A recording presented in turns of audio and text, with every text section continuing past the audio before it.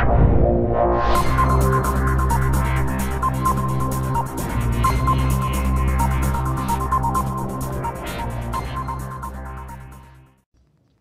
it's Joe, the Ambassador for Love. I promised you that in 2014, we're going to go deeper. We're going to get to the root cause of why you continue to struggle in your love life. And one of the things that I see happening all the time is that things happen in life, and as a result, your self-esteem and your confidence take a hit. So today we're going to talk about the 5 things that you must do to increase your confidence and your self-esteem. So we're just going to jump right in, get right into step number 1. Step number 1 is simply to admit it. Okay, it's to admit that your confidence and your self-esteem is in the toilet, or it's not where you want it to be. You know, one of my favorite expressions is realization is the first step towards rehabilitation. So you got to realize that there's a problem before you can fix it. And so simply know this.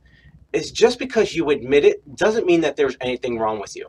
You know, we all have times in our life where our confidence is low or our self-esteem is in the toilet. It happens to every one of us. Yes, some of us live there, but some of us, because of the circumstances, take a hit. And that happened to me many years ago. You know, after my engagement got called off, you know, after investing 3 years of my heart and soul and it blowing up in my face, I'd be lying if I say my confidence and self-esteem didn't take a hit. But I followed these 5 steps, and it really helped me to move on and get back on track. And that's what I'm hoping that this is going to do for you today. So the first step, again, is to simply admit that your confidence and your self-esteem isn't where you would like it to be. And that leads us to the second step, and that's to explore. What you want to do is you simply want to take a step out as if you're an observer and ask yourself this question. Why is my self-confidence and my self-esteem low? What is it? Why has it happened? And what you might find is it might be an isolated incident. It might be something where you're with a guy and you're giving your heart and soul and he betrayed you, he lied to you, he deceived you, or he just totally disappeared. And as a result, you took that personally. Or you might find that there's something deeper. You know, it goes back, way back into your childhood. You never received the love and the support that you really wanted from your parents. And it's not that they were bad people, or maybe they were, but you just didn't get the love and adulation that you really wanted. As a result, you never had great self-confidence and self-esteem. And so if you look at your life as you explore, you see that that kind of manifested itself in your choices and decisions. Again, there's no judgment here, it's just observation. This is how we learn. And that leads us to the third step, and that's to identify. And that's to identify the fear behind why your confidence and your self-esteem is low. See, if you get real, if you get honest with yourself, what you're going to see is that behind your low self-confidence and behind your low self-esteem is some kind of fear. Now, maybe that fear is you'll never be loved. Maybe that fear is you can't trust somebody again. Maybe that fear is you don't know what to do. Maybe that fear is that if you don't try so hard, it's never going to happen. Whatever it is, again, there's no judgment here, but you've got to identify what is the fear behind your low self-esteem and self-confidence, because once you identify that, then you can work on the path to actually fixing it and eradicating it. And that leads us to the 4th step, and that's acceptance. See, what most of us do, there's an expression, what you resist persists. We want to put on this show that we're perfect and we've got it all together.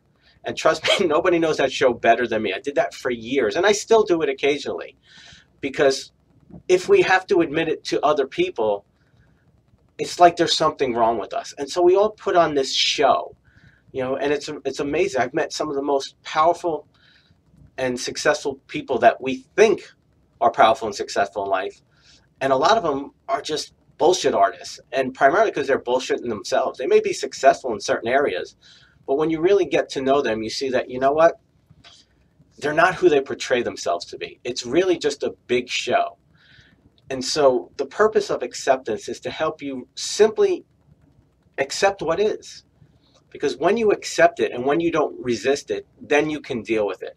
But if you're resisting it, you're putting up a show, you're saying it's not you, it's everybody else's fault, you know, it just makes it so much harder to create the results you want.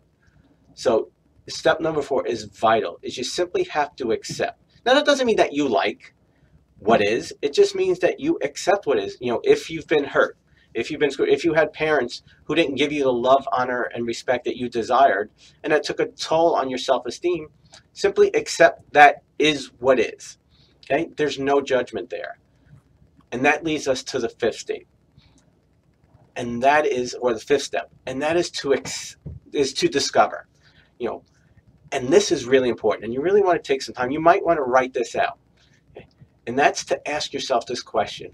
What is it that I have to think, feel, or know differently in order to improve my self-confidence and my self-esteem? See, self-confidence and self-esteem is a lot like a muscle. You have to build it over time.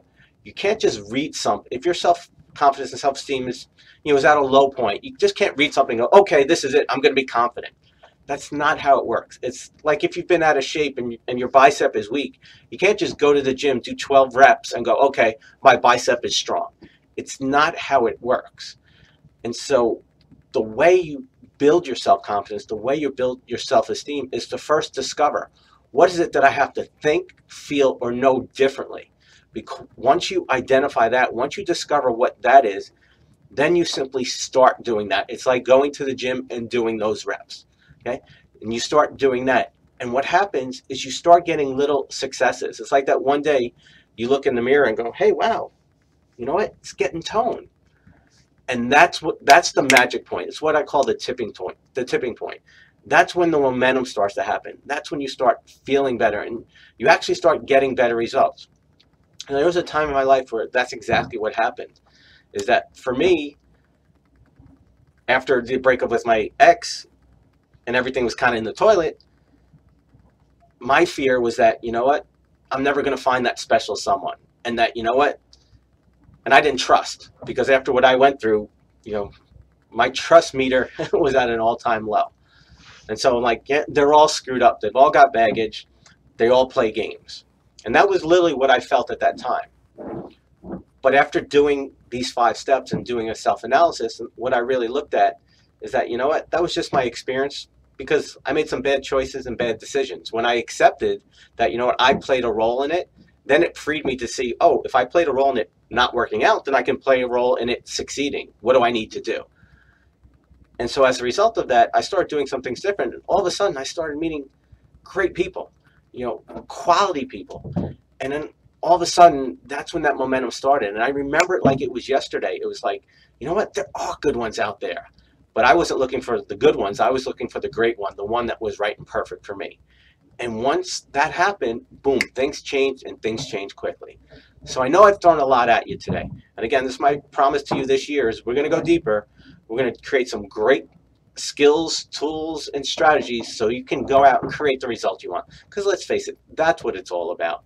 You don't need more knowledge. You need action. You need tips. You need strategies, things that are going to help you create the results. So that's what this is about. So I'd love, excuse me, modern technology, there's the phone. So what I'd love for you to do is to simply acknowledge what it is that you got out of this. What is it that you've learned? What is it you haven't been accepting? Whatever it is that came up for you. Because remember, we're going to learn most by being a community. And as a community, we learn most from the experiences of others. So that's my intention. That's my goal. So as always, I'd love to hear from you. I'll see you next time. God bless.